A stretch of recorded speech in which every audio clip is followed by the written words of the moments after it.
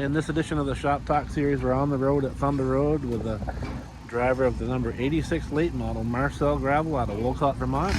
Welcome, Marcel. Yeah, thanks for having me. Appreciate it. Let's talk a little bit what got you started in racing. What age, what division? 7. I was 7. They used to race go-karts here on the big track. And I started, it was called a kick kart division. I think I did it for like 2 years. And then I started running the same kind of karts they run now, the Champ karts. And we used to run them on the bigger tracks. I think I started running those when I was like 9, and I ran those till I aged out at 14. After the 14, started street stocks at 16, 2 years there. Then now 10 years in a late model, it's flown by pretty fast. But you moved all the way through from street stocks, Tigers. No Tiger. No Tiger. You just jumped right over. Yep. Dad had a car already, and he was cool with me running it, so it only made sense. Even though it sounds crazy, it made sense financially to not buy a whole different car, and we just started running what we got.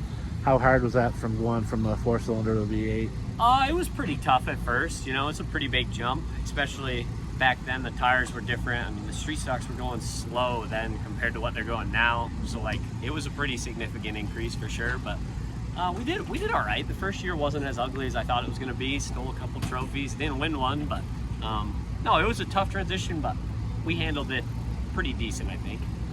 Now, I see you at White Mountain now and again, so you must be helping out somebody over there besides racing when you are there. Yeah, I spot for a lot of different people. I mainly spot for Cole Roby. I'm like his driver coach / spotter on the Pro All-Star Series. So I do a lot of spotting for him, and then I have a couple of friends that will text me if they're in need of a spotter. Spotted for Joey Dwyer over there a couple of times, Brandon Lambert, spotted for Steve at Claremont, stuff like that. So I do a lot of spotting when I'm not here racing, and if we're not racing, I like to do that. Sounds like you're pretty involved in a lot of different stuff. So. Yeah, I'm very involved with Cole's career. His family's been really good to me, and his development and everything. So I enjoy that side of it. Cole's really young, so he's impressionable, and it's a lot of fun.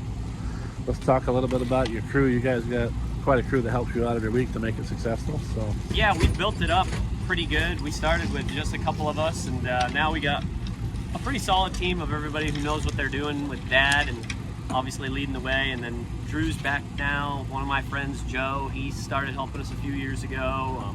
My buddy Matt Smith, who obviously used to race, once he got done racing, he started helping out. Jeff Blanchard, he's always been on really good teams. He was a great ad for us. His wife's always around, and my mom and Megan, and yeah, it's cool. We got quite the posse now, and my cousin Dean likes to hang out. We don't really give him many jobs, but he likes to be involved. So no, it's good. I like the group that we have.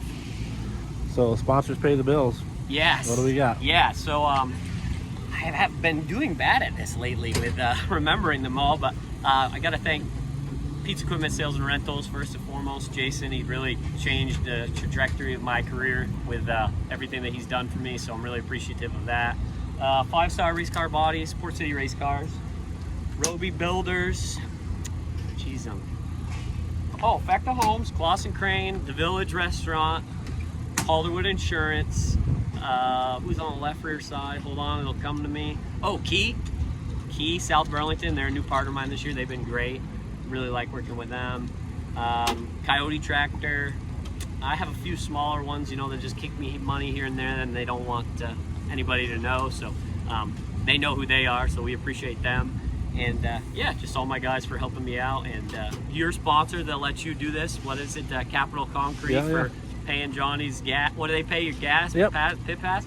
Hey, gotta have sponsors to keep it rolling, so thanks to them too. Do your sponsors typically come out and support you at the track?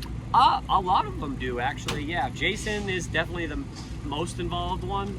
He comes almost every week, but I know that Key, South Burlington, they've sent a couple employees to come check it out and come hang out with us in the pits, so that's really cool. And Calderwood, Mike Gothier, he comes every now and again, and he's good friends with one of my crew guys, so that's kind of the connection there. And the Facta Homes people, I think they come sometimes, but I would say most of them are pretty active, so that's always cool too. Low points? When did you suck the most? We had a year in the late model, probably 4 years in, where we were pretty bad, and it just was tough. It was like every time that we would kind of get better, we would wreck and like building front bumpers every other week, and we just ran poorly, and we crashed in practice one time, but that ended up being like a blessing in disguise, and that's how we kind of got teamed up with Port City and everything. So I don't remember what year it was. It had to have been 2022 probably, and that was probably the lowest year. That one was pretty rough. Not many high points that year. So obviously Thunder Road is your home track, even though you ventured out, but how hard was it when you got into the late models to grab that podium finish, whether it was first, second, or third? Yeah, it was tough. I had a couple slip away from things that I did, things that were out of my control. I think the jump wasn't as bad as I thought it would be, just because I have a million laps here, like even though they were faster laps. But getting the first one, I still remember it. Sean Fleury yarded the field, and I raced with Dave Wickham side by side for a long time. I finished second, Dave Wickham finished third. It was a good night, cool podium picture. A couple of older guys that I really respect as race car drivers. So, but it was tough. They made me earn it. So before we move on to some of your success, Yep. who did you idolize in racing? My dad, definitely. You know, he raced here my whole childhood.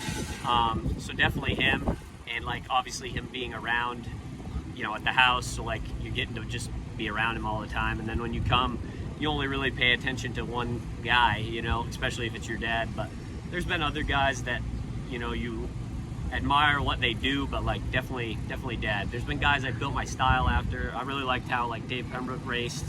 Dave was a really good racer. I paid a lot of attention to him and guys like that, but definitely dad. And my uncle, he raced, but he didn't want me looking up to him, I don't think. So we're gonna hit on the success, and I think we both know where that's going. So Yeah. a lot of drivers support a division without ever getting a trophy, but they're here every week. You know, racing is a money pit in short track America. You don't make money doing it, No. but you enjoy it. It's a hobby. So if you win the Milk Bowl, in my mind, and I'm not a driver, you've accomplished more than winning a championship.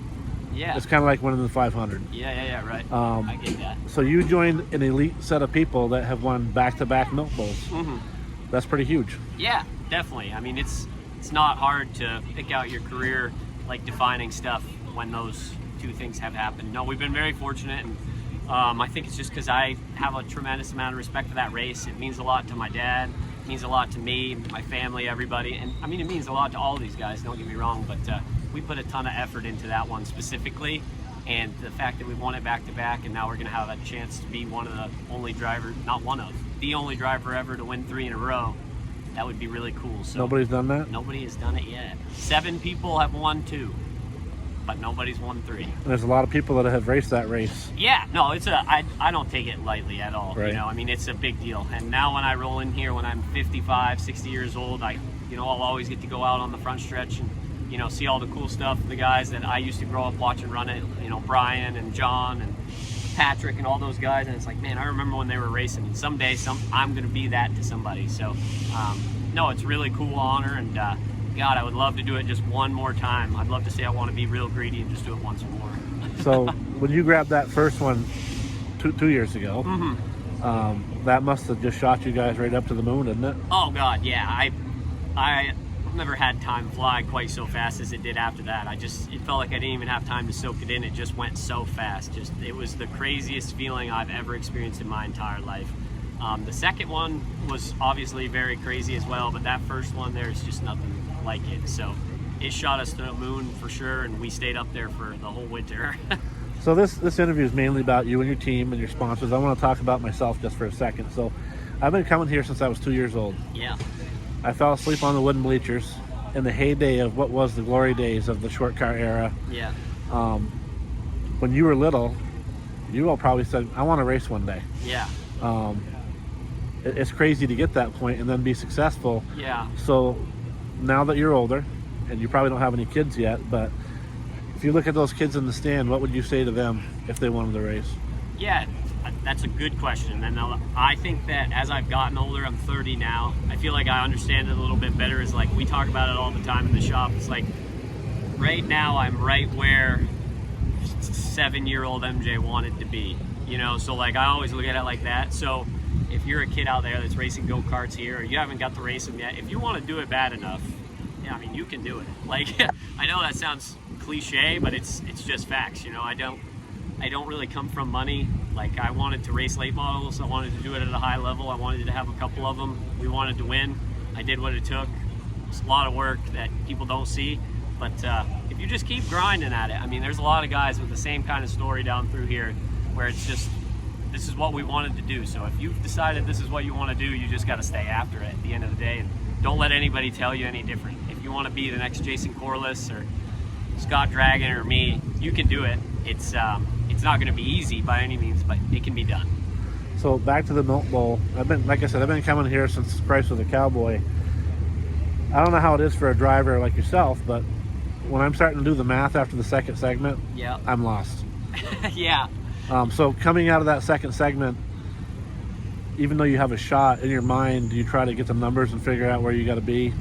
The first one, yeah, just because we had like 10, I think. I think we finished first and ninth. So we figured as long as we were just close to Corliss that we would be fine, and we didn't really anticipate any other surprises. Me and him were pretty well in control of the day, I would say.